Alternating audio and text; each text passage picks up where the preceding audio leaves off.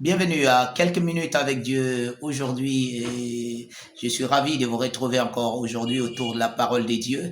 Et notre thème, n'est-ce pas, d'aujourd'hui, c'est le Saint-Esprit est votre avantage.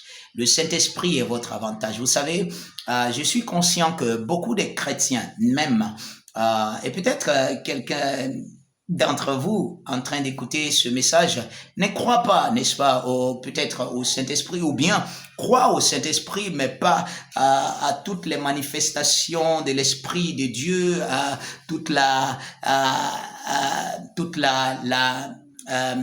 puissance de l'Esprit de Dieu aujourd'hui, parce que beaucoup de gens, n'est-ce pas, n'y croient pas quelquefois par rapport à leur éducation spirituelle et tout. Mais je voudrais vraiment, vraiment vous dire que le Saint-Esprit est votre avantage. Non seulement qu'il doit être connu, ok, il y a Dieu le Père, Dieu le Fils et Dieu le Saint-Esprit et que c'est suffisant. Non, le Saint-Esprit est celui qui est avec vous actuellement. Jésus a dit, le Père qui est en moi, c'est lui qui fait les œuvres. Il parle du Saint-Esprit. Jésus a dit dans Actes 1:8, il dit, mais vous recevrez une puissance lorsque le Saint-Esprit descendra sur vous. La Bible dit que Jésus lui-même, avant de commencer son ministère, il avait reçu le Saint-Esprit. Le Saint-Esprit était descendu sur lui pendant que Jean-Baptiste le baptisait. Le Saint-Esprit, c'est ce dont vous avez besoin pour une vie victorieuse. Une vie, vous savez, les gens peuvent continuer par parler. Et le diable le sait très très bien. Ceux qui comprennent le Saint-Esprit, ce sont des chrétiens qui vivent dans la domination.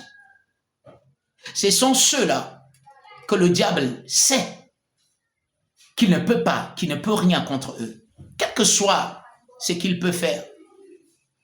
Le Saint-Esprit est votre victoire. Le Saint-Esprit est votre succès. Le Saint-Esprit est votre réussite.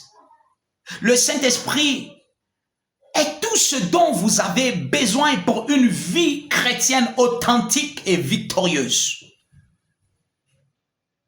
Il n'y a pas, si vous dites au nom de Jésus, vous dites vous vivez au nom de Jésus, vous vivez par la parole de Dieu, la puissance, n'est-ce pas, qui agit quand vous dites au nom de Jésus, vient du Saint-Esprit. Le Saint-Esprit est le Dieu qui est avec nous. C'est pour ça que la Bible dit que la communion, la koinonia, la relation que vous avez avec le Saint-Esprit, vous savez, la meilleure des choses que vous pouvez faire, sinon le meilleur des cadeaux que Dieu nous a donné dans la chrétienté, c'est son Esprit, c'est le Saint-Esprit. Et la meilleure des choses que vous pouvez développer dans votre vie chrétienne, c'est développer votre relation avec le Saint-Esprit. Vous pouvez le faire dans la prière. On parle de beaucoup de choses. On parle de la manifestation de l'Esprit de Dieu. Comment est-ce qu'il se manifeste? Quelquefois, on parle de son langage, du parler en langue, la prière en esprit.